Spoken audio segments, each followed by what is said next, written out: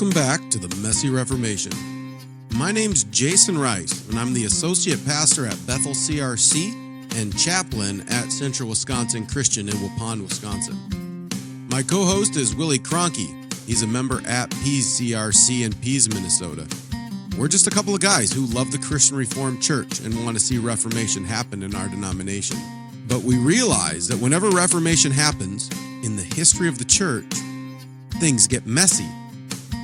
And after the last couple of synods, and as we move into this rebuilding phase of the Reformation, things continue to be messy in the Christian Reformed Church. So we're taking the opportunity to have conversations with pastors and leaders throughout the Christian Reformed Church to find out what's going on in our denomination, but also to talk about what Reformation and rebuilding might look like. If you haven't already, take a moment to click subscribe so you don't miss any of our upcoming content. We're dropping episodes every single Sunday evening. It's also important for you to know that you are our marketing plan. We rely on you to spread the word about what we're doing at the Messy Reformation. We rely on you to share our content, and we also rely on you to give us 5-star reviews and provide good feedback for this podcast. You can also support us financially on Patreon or Substack. All the money raised is used to build the platform of the Messy Reformation. With all that said, we're going to get to this week's episode, which is part 1 of our conversation with Cam Oegema.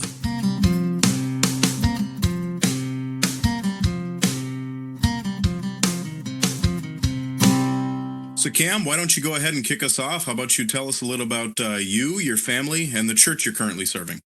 Yeah, I can do that for sure. So my name is Cam Oegema. I am one of the pastors at Bethel Christian Reformed Church here in Listowel, Ontario, which if you look on a map, it does kind of look like the middle of nowhere. We're kind of the geographical center of Classis Huron. So not the population centers by any means. We're a small town, about 10 to 12,000 people here, but a really good church here in Bethel. I've been serving here for about 2.5 years, was eligible for call in 2023. And it's been wonderful. Yeah, this has been a great spot to land. My family is really loving the town. We're buried under about a mountain of snow right now, so that's fun, but means I'm learning how to keep a snowblower maintained, and that's always a good skill to have, right? My wife and I, Christy and I, we've been married for 8 years.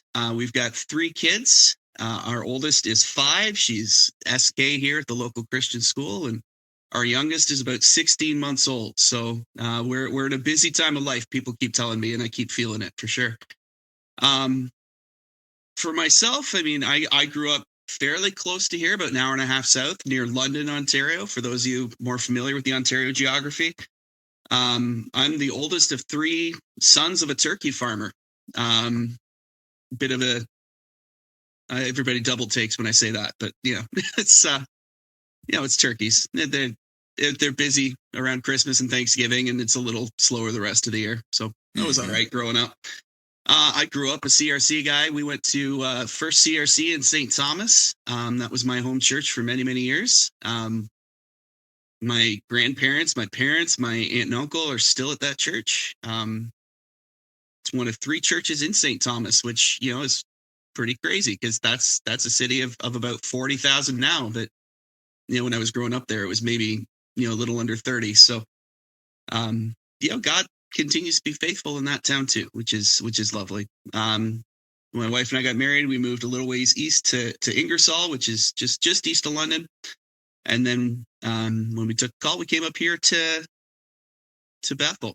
So I went to Christian school in St. Thomas, secondary school at London Christian High. I'm a Redeemer grad.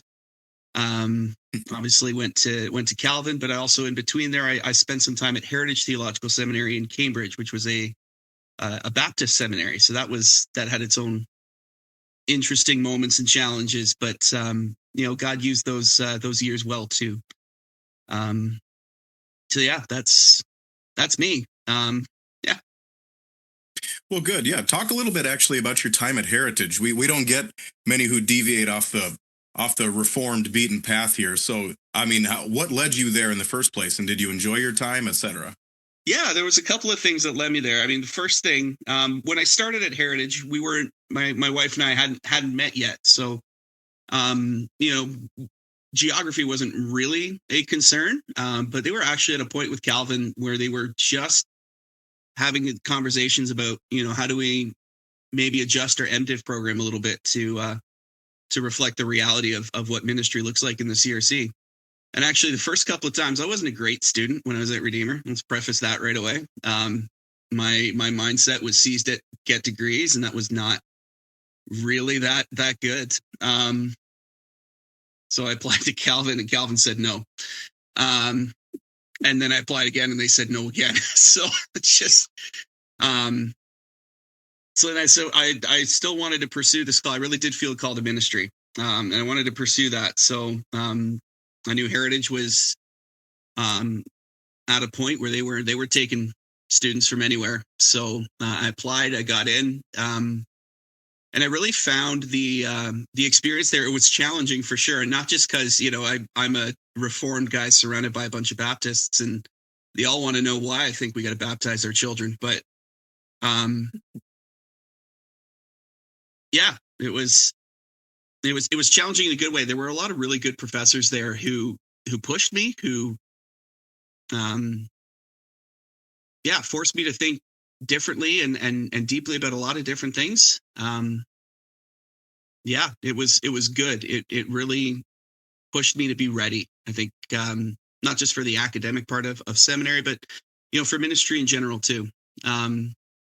And then so actually coming out of Heritage, I was doing an internship at a church in London. It was going really well, and that's right when the pandemic hit. So that was a real, how well has this prepared me for what I'm doing? And I think it held up pretty well. So then from there, I had conversations with David Cole, was still the director of candidacy at the time, and we kind of came to an understanding that you can come on in. We'll bring you into the EPMC. You're going to be on kind of a probation, and I was fine with that. Figured I could work with that. That was certainly something they had to do for themselves, and I understood why. And here we are. It all went okay. Well, yeah, glory be to God. Yeah, for sure. So you had a good time at Heritage, and so your time at Calvin. So what year did you actually start at Calvin? So I actually started in the beginning of 2021. So that was interesting. Obviously, I'm doing this from home.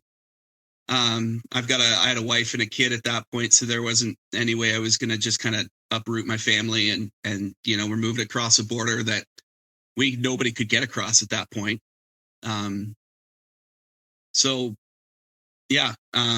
It was EPMC classes. Started again, winter of 2021. Did an internship for a little while there too at Maranatha Christian Reformed Church in Woodstock, which was just about 10-15 minutes from where we were living at the time. And again, just another real formative experience for me. Being in that church, walking alongside some of the ordinary duties of ministry with that church, but also some of the challenges that they were working through as a congregation at that time. And it wasn't just surrounding COVID. There were some other things going on at the time. So then part-time was doing internship, was doing EPMC courses, and finally, beginning of 2023, I was done with it. So it was good. Well, congratulations. So when did you know, growing up, that you wanted to enter into ordained ministry? What was your call process? What did that look like? Yeah, it was always something kind of, I don't know. It's the best way to answer that question is to go way back before I really kind of knew when I wanted to go into ministry. When I was in my teen years, we had a pastor at my home church in St. Thomas, Vic Vandermolen. He's in glory now. But Vic always, he took an interest in the young people in our church, especially our high school kids. We didn't have that many that I went to church with at the time, but he took an interest in us. He wanted to get to know us. He wanted to make sure we were encouraged and blessed. And he took me out for breakfast a couple of times, and every time he would kind of, maybe you should think about this program at Calvin, or you should think about this and that and the other thing. And I was 16 and all the mental acuity that comes with being 16 years old. And, you don't know everything, but you think you do, right? And just, yeah, never really wanted to hear it. And then I went off to Redeemer. And it wasn't really because I wanted to be, academically challenged. I wanted to go and play soccer. And that's why I went to Redeemer. But then I got through my first year and realized, you know what, that's I'm not going anywhere with my soccer career. I really should have realized that before, let's be honest. And then I decided, okay, you know what, it was pretty expensive to go to Redeemer at the time. And I said, if I can't figure out what I want to do, I'm not going to go back. I'm going to be wise with the resources I have. I'm not going to blow a bunch of money on something I definitely don't know if I need. So my dad actually came at the end of my first year Redeemer. My dad came down to Hamilton, took me out for lunch, and we're just sitting in a Wendy's downtown Hamilton, lobbing ideas back and forth. And he finally, I think he'd been working up to this. He finally kind of goes, Vic always said you'd be a good pastor. I was like, oh, fine. Yeah. So I heard that and I was like, obviously there's some reluctance to that, but there was a part of me that was like, okay, you know what? I enjoyed the religion classes I had. It's at the time at Redeemer, and they still do it. You have kind of a set of core courses that you had to take. So I'd taken everything at that point, from a little bit of music to a computer science class to religion, theology to history, all of that stuff. And I had enjoyed all of the religion courses I had taken. So it's like, okay, you know what? Let's go with it. Let's see where this goes. And, 13, 14 years later, I'm sitting in an office wondering how I got here some days, but knowing that God is good and he's been guiding my steps the whole time. Yeah, kind of crazy how the Lord works. So throughout this process, you've been in the CRC at this point for your entire life, correct? All 34 years of it. All 34 years. Wow. Look at us on here, a bunch of 30-some-year-olds. We finally get rid of the elder millennials. So Cam, like when did you first come to really understand the CRC, like its history, its polity, and start to develop a love for it? Oh, that's a really good question, right? Because so often you grow up in the CRC, and I've heard this story a number of times and realized that, for so many people, it's just church, right? You don't think about it as, this is my denomination. I run in enough Dutch circles, right? That there's enough people around here like, oh, you go to the CRC, you go to the Dutch church, or the Dutch Dome, as it's called in Listowel, I'm told by some folks here. But that was always kind of a cultural thing, I feel like, growing up. It was really, I think, when a lot of the conversation started intensifying around human sexuality. So getting into the late 2010s, into the early 2020s, especially too. I'm starting in seminary at that time, and I know I want to serve a church, and I want to serve a CRC church because that's kind of my home. But those years and going through Heritage at the same time too, we kind of talked about that a little bit, but it kind of forced me to really examine, why do I believe what I believe? Am I just going to church? Am I just hoping to lead a congregation somewhere? Or do I want to be, Christian Reformed? Do I want to take on that name with all that means? And then, when we're going through a lot of these conversations in 2022 and 23, then you realize, okay, if you're going to be Christian Reformed, that means you're going to have some conversations about what that means. And you are going to have to defend some things as biblical, a biblical view of human sexuality, a biblical view of men and women, stuff like that. So, yeah, probably I would say if I had to pick a moment, it was probably during the pandemic. There was a time where it just kind of really hit me, where it's like, okay, this is what it means to be CRC. I've just been in the CRC my whole life, but this is what it means to be, a member of a Christian Reformed church, now a pastor in a Christian Reformed church, which is what I was working toward at that point. And once I did that, then once I got to that point, then it really sort of, everything started to click in terms of, okay, how am I not only just getting involved in my local church, in Ingersoll at the time, I was helping with the youth group. I was participating with our worship committee, but how am I not only just involved in the local church, but how am I drawing on the resources and what's available in classes and in the denomination, to really bring our church into a place where we do feel like we're part of a larger body doing life together, seeking out what it means to live as people changed by Christ in this Christian Reformed accent that we have.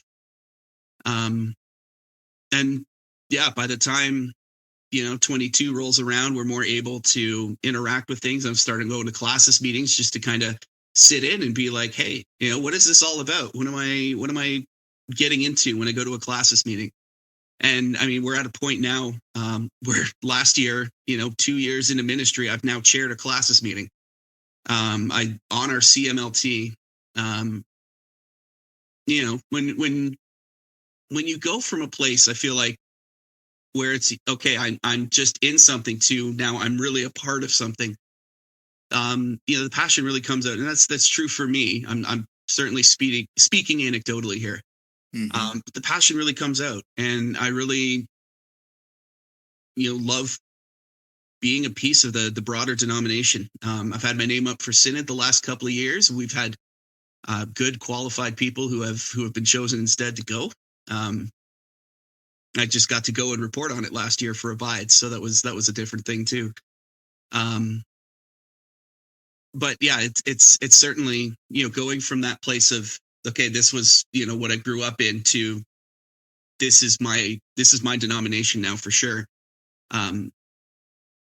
Yeah, it's definitely opened my eyes to a few things, for sure.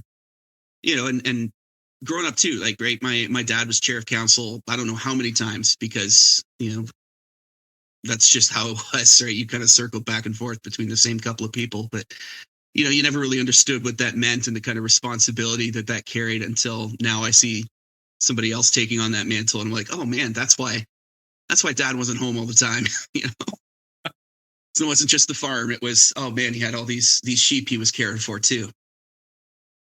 Oh, that's really good. I think about, we had Richard Britton on before the end of before the beginning of the year, and he was graduating just as COVID hit, and now, yeah, you come in kind of right afterwards, or in the midst of it, and yeah, I really do think that's a unique time to be going to our seminary, and I was in seminary. 2011 to 2014 is when I was there, and things were fine. Like, Willie and I have talked a lot about that, of like how, yeah, I want synods to get back to the time where it was like simple, where you literally could do whatever you wanted at night. Like, it didn't matter. It wasn't so pressing, but yeah, you came in and kind of forged by fire right here, and having to take, all right, this is the position we're taking.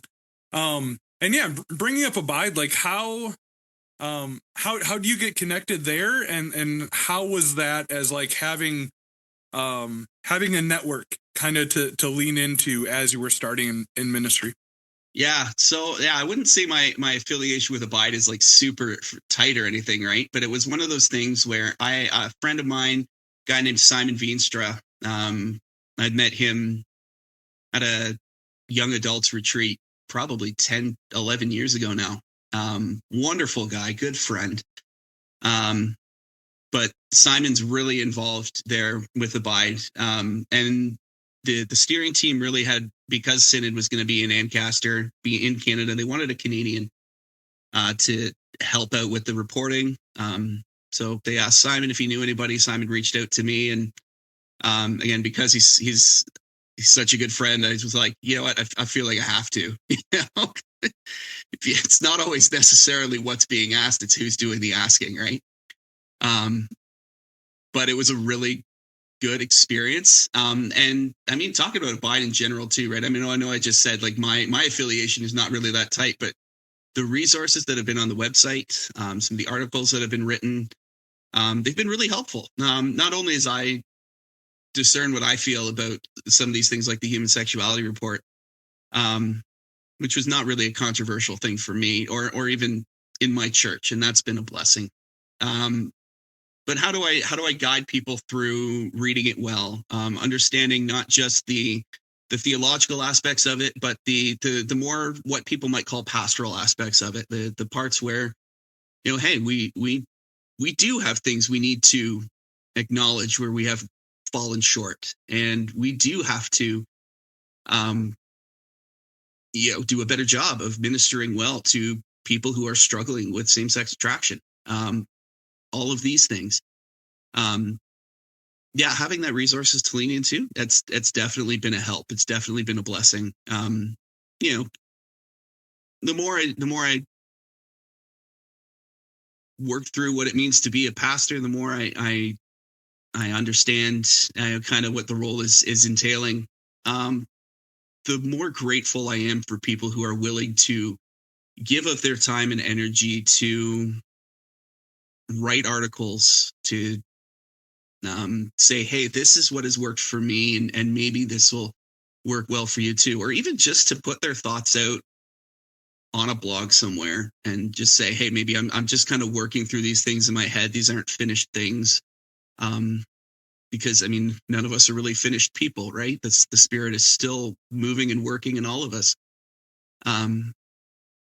But for something like that, yeah, definitely, I would commend, those guys who have been on the steering team for the last number of years, and those people who have contributed their time and talents to it in some way. It's definitely something that's impacted my ministry positively. Oh, that's really good. So as far as the reporting goes for Synod this year, I mean, was that the first time that you had been at a Synod meeting or paid attention to a Synod meeting? How was that experience for you? Yeah, I won't say it was the first time.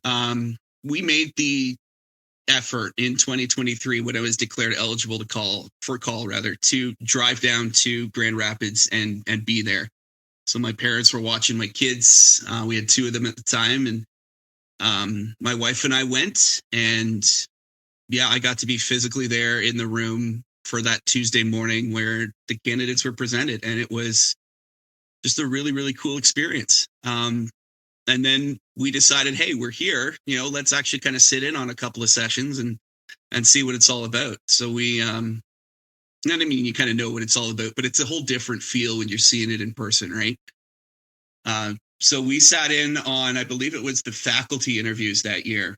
And my pastor at the time, actually, Derek Ellens, he was leading one of those interviews, and just get to watch him ask his questions and watch the guy being interviewed. I think it was Dan Daly that year.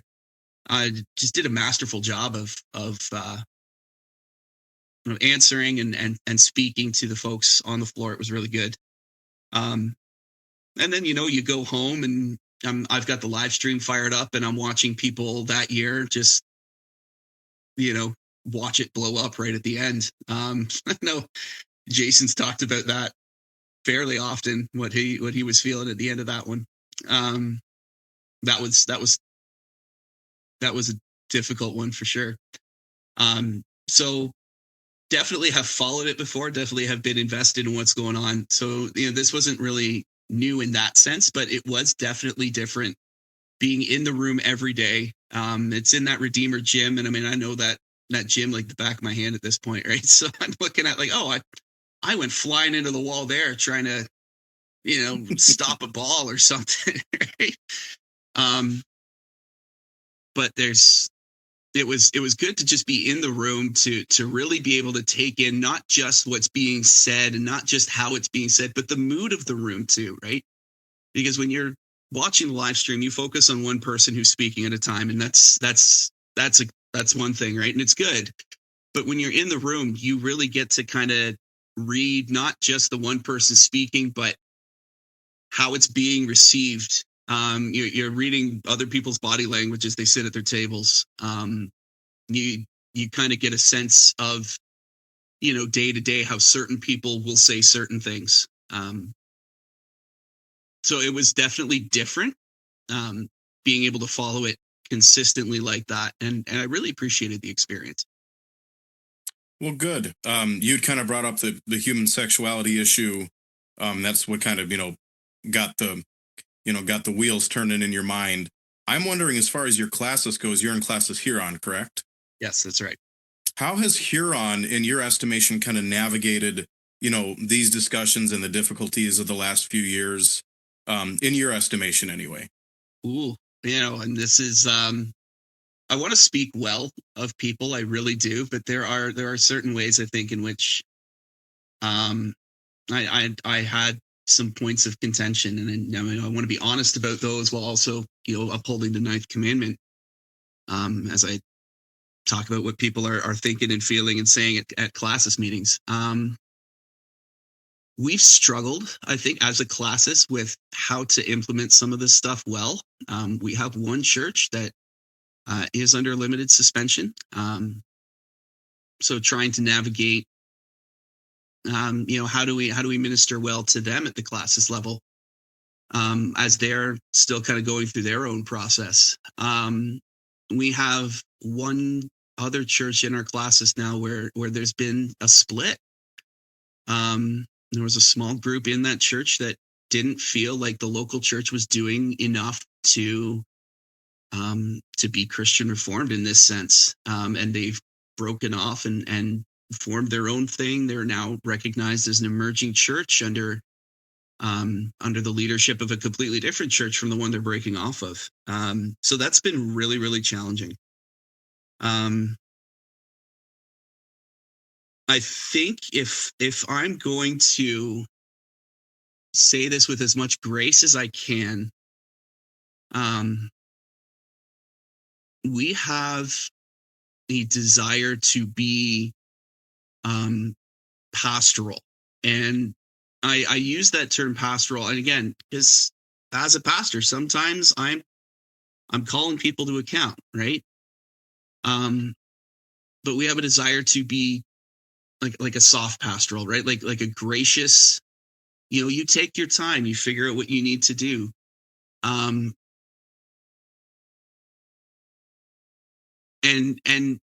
out of that, I think we've made some decisions that have really kind of slowed the process down in Huron and really kind of dragged it out, which is not helping anybody. People are coming to classes meetings and they're distrustful of each other, and that's a hard place to be. We had a classes meeting in September. That was the one I was chairing. And we had that issue of this church that is splitting come up. So that was an item on our agenda, and I'm, going through the whole ordinary business in the morning, and then we're getting through some stuff in the afternoon. We had some examinations that went really, really well, and I wanted to just kind of rejoice and be joyful with these guys, but at the same time, I'm looking ahead to what else is on the agenda, and I'm like, oh man, we're gonna have a fight. And I don't know if I'm well equipped to navigate this. Just spending the whole time praying, really, even as I'm leading.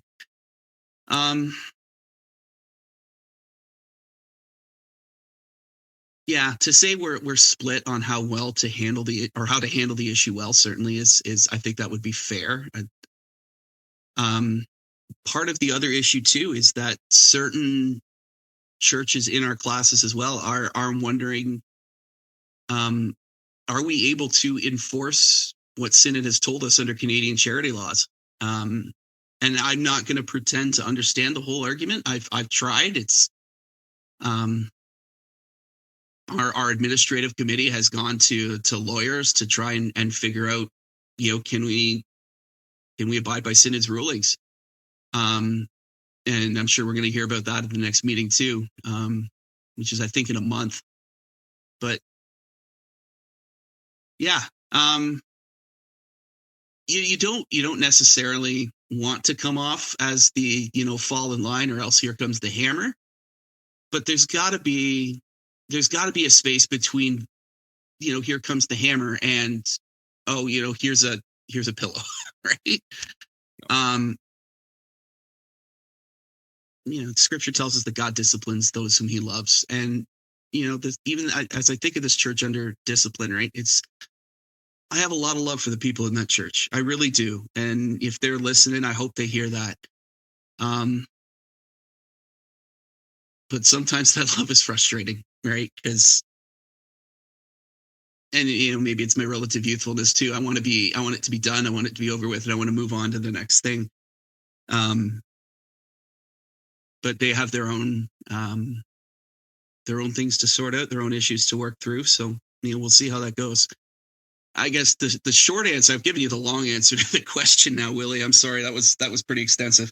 No, it was helpful. Short answer really is, we're moving in a direction that I'm largely hopeful about. But there's definitely some frustration, I think, in how we're getting there. That's all we have for this week. If you want to help us out and support the Messy Reformation, another thing you can do is sign up for our newsletter through Substack.